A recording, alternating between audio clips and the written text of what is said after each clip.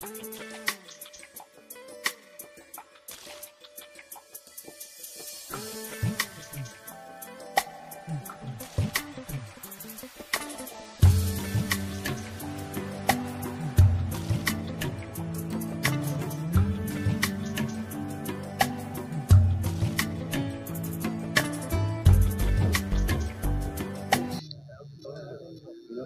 बोईत बंदाण उत्सव पालन हो आज प्रभात में शुणिली शताधिक लोक मान सहित आम मान्यवर विधायक समस्ते मिलमिशि जो बोईतटी को बंदेले से गोटाक हूँ गोटे बड़ कार्य।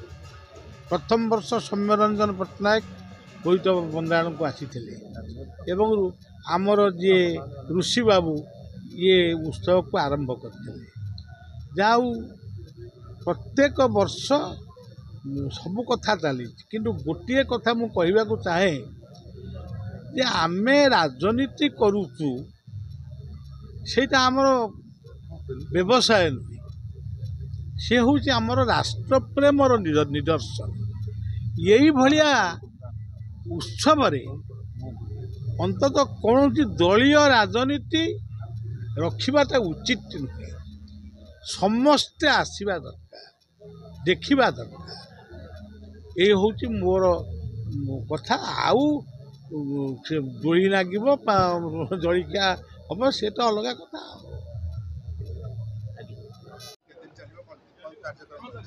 निश्चित रूपे मु समस्त को धन्यवाद देवी। आ सर्वप्रथमे मोर पूज्य बाबा बाबा पद्मश्री श्रीमद बलिया बाबा को मु मुंडन प्रणाम जनइबी। से आज आम मान को आशीर्वाद देले तांकर उद्घाटन उत्सव रे उद्घाटन करेले बाली यात्रा उद्घाटन करेले तेणु आमको आशीर्वाद दे गले।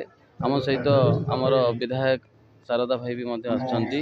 आमे आज उद्घाटन उत्सव रे यही कार्यक्रम सरला पर सांस्कृतिक कार्यक्रम अच्छी 7 दिन जाक कार्यक्रम चलिबो। प्रथम फास्ट घंटे आमर सभा समिति चलिबो या परे आमर सांस्कृतिक कार्यक्रम चलिबो।